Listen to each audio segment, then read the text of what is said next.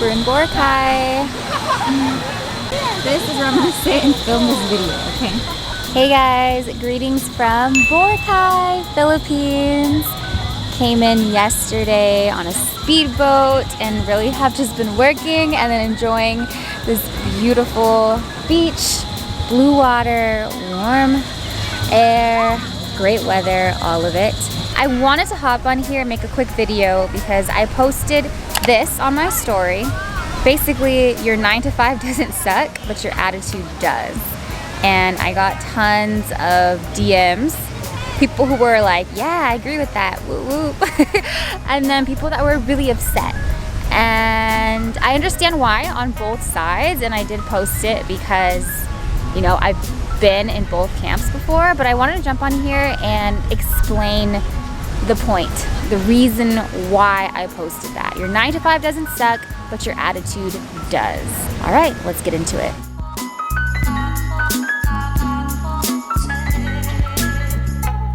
I posted this in my stories the other day. Essentially, your 9 to 5 doesn't suck, but your attitude does. And I got some people who were really upset about that. They sent me paragraphs of angry messages. And then I also got other people that were like, whoop, whoop, yeah, I'm just happy I have a job, which I totally understand. And some people were also confused because they were like, Becca, didn't you quit your job, your 9 to 5, to go and work remote and start your own company? And yes, I did. That was me. I did that. And at the time, I quit it because I felt like working a 9 to 5 sucked. And all through school, I didn't want to work a 9 to 5 and felt like it was like this forced thing that I had to do. But it wasn't until I made this mindset shift that it's not the 9 to 5 that sucks, it's my attitude, is when I actually started to make some serious gains in both business and my personal life. I used to think that my 9 to 5 was like prison. Even before I had a 9 to 5, when I was in college trying to get a 9 to 5, I knew I wanted to have some type of life where I could travel to beautiful places like this and work from anywhere as long as I had a laptop connection. And I realized that having that idea that it's a prison, it's a prison, it's a prison is very pessimistic and ultimately didn't give me the results that I wanted to, what I wanted to have. It wasn't until I actually changed my mindset around my 9 to 5 that I saw ginormous, gigantic, a bajillion, quadrillion amount of gains. Okay, gains as big as this palm tree right here, this coconut tree. That's how big my gains were once I changed my attitude. That's honestly one of the most important things when it comes to business and really achieving your goals. So I'm gonna go over some extremely important points right now talking about this and how you can change your mindset from a scarcity and pessimistic mindset to an abundance mindset to really help you achieve your goals of working remotely or building your business or building a brand, achieving that financial and time freedom. Also, if you see me like twitch, it's because the mosquitoes are out for blood tonight. Let's be real, it's so popular right now to hate your 9 to 5, but the first mindset shift that you have to make is to think of your 9 to 5 as your biggest investor. If you are out there looking for angel investors or money for your company or whatever, you're gonna have to make pitches, right? And they give you, okay, we're gonna give you $10,000, we're gonna give you 120 grand to invest in your project, right? Well, when you only have a 9 to 5, that is your #1 investor. Okay, so think of it that way. And when you make that mindset shift, you become more aware of where your money is actually going.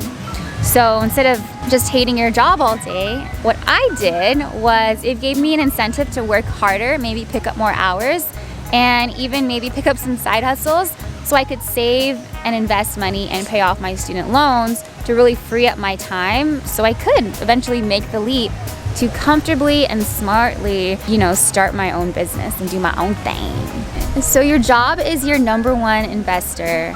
Think of it that way, and it really will help change your mindset around that. Because when you have an investor who invests in your business, you don't just squander the money on Chipotle. That's what I did. That's where I spent all my money, guys. but you actually make a budget and watch where your money is going. Numero dos is to think of your job as a paid internship. Wow, I really yelled that. Think of your job as a paid internship.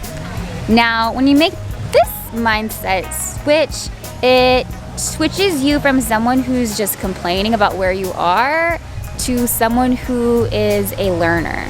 When you're a learner, you can pretty much accomplish anything in life because you're open to learning and you're not just, well, they say cursing the dark instead of lighting a candle. Yeah, when you switch your mindset, that's lighting the candle. One thing about businesses, if you are an employee, especially a 9-to-5 full-time employee, then that business, most likely, they have some good systems and processes that they've set up that you can learn from, because systems and processes is what basically gets you to your first 100K and multiple 100Ks and eventually like the $1 million mark, is setting up those good systems. So if a business has systems and processes, I would say learn from that. Also, if you're not learning anything from your job in the moment, go and work somewhere where that has a similar business setup to what you want.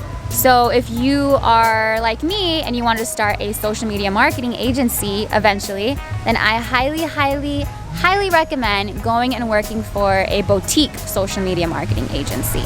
Me personally, I took the corporate route and I worked for a movie studio, and then I also worked for some news outlets and did social media there. But I think a boutique agency is great because you will be close to the founder and close to the clients, and you'll be able to learn a lot.